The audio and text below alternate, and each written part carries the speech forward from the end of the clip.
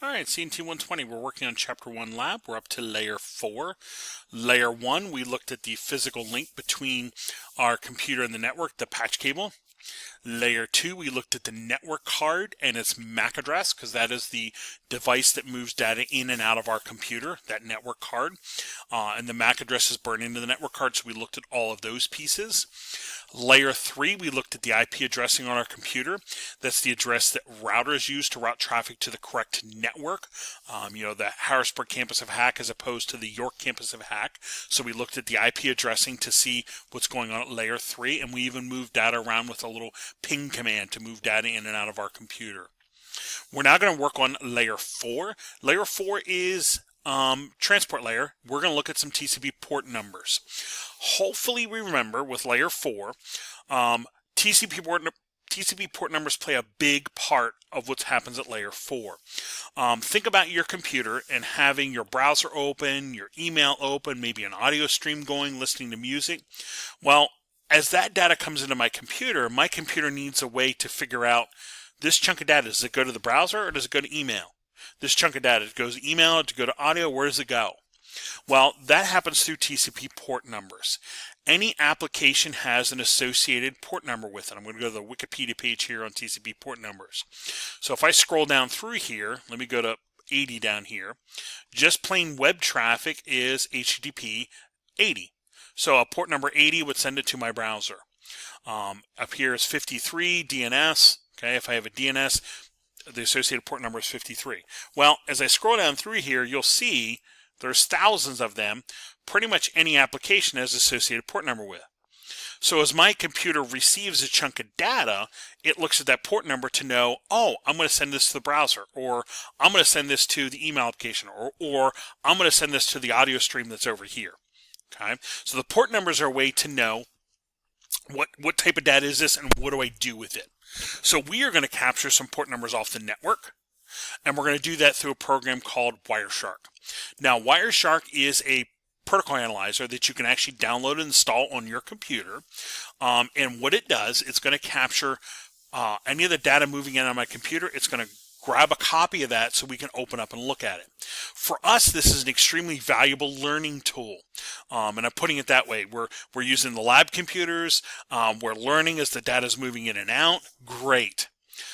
However, in a business environment, let's say where you work, if you try to use something like this, they're going to assume or think you're trying to gather data from the network to compromise part of the network. So my disclaimer is, it is fine for us to download, use, and hear for learning purposes. It is fine to download on your computer at home, on your network at home, and use this and learn. But you don't want to install this on a work computer or at your place of business, wherever you happen to work, because it's going to look like you're trying to gather information from the network that you really shouldn't have. Because this works kind of like you walking down the street and opening your neighbor's mailboxes and looking at their mail, which, by the way, do not do that. That is a crime. Do not do that, okay? But it's like you're doing that. I'm able to see all the data moving in and out. Well, for us, we're going to be able to see these port numbers, okay? That's what we're going to be able to see. So we actually have this installed. Over here is the little shark fin. We're going to open that guy. And what we're going to try to do is capture some traffic moving in and out of our computer. And we're going to give it a go. We're going to highlight the Ethernet 3 NIC here. Okay. I'm going to click on this shark fin. Once that's running, I'm going to go back to my browser. I'm going to open up a new tab, and I'm going to try to load www.hack.edu. I'm going to try to load that web page, and we're going to see if we can get some HTTP data from that. Okay, so I'm going to click the little square here to stop the capture, and hopefully we got it. If not, we'll try some other options. I'm going to put a filter up top here and try to filter for HTTP and see if I get any. Okay, well, I did not. So we're going to clear that. I'm going to scroll back up through, and let's see if we can get any HTTPS potentially.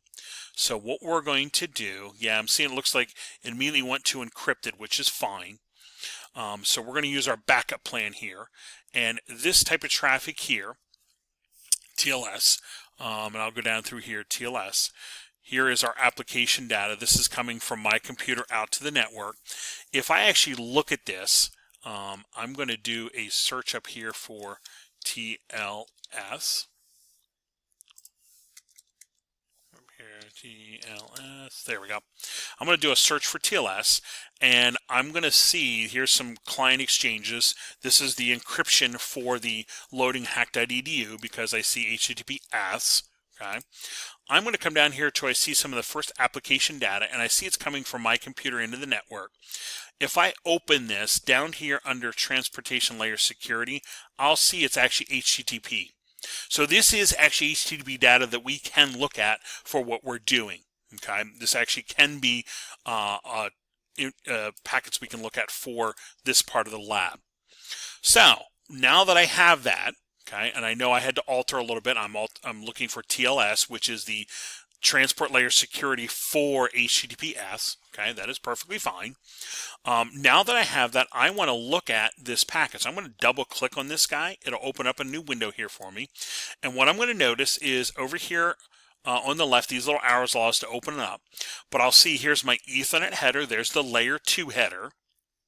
Here's the IP header. There's the layer 3 header. Here's the layer 4 header, TCP header.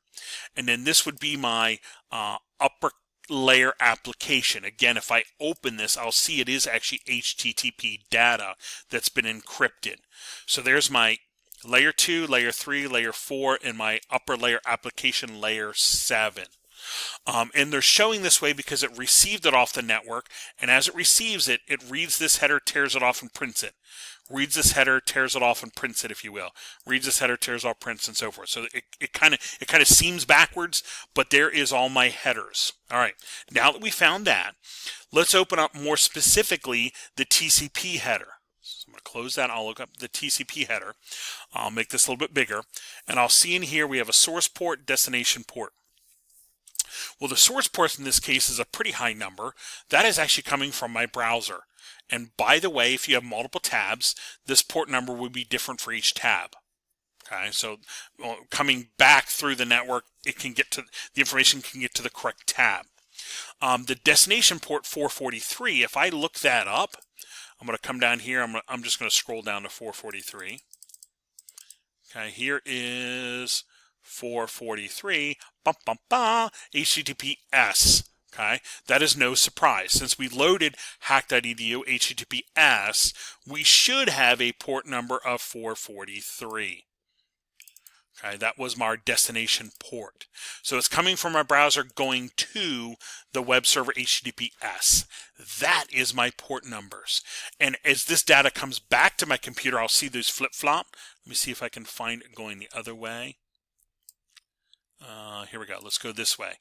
If I open this guy up, I should see the source port, a web server to my browser. Web server to my browser. Okay. So on the receiving end, that's going to flip around and it's going to say, well, it's coming from the server and it's going to go to your browser and most likely that specific tab of my browser.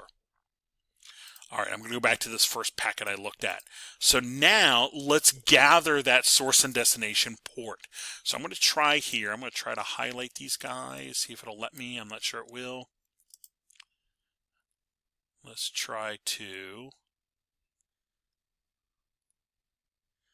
copy.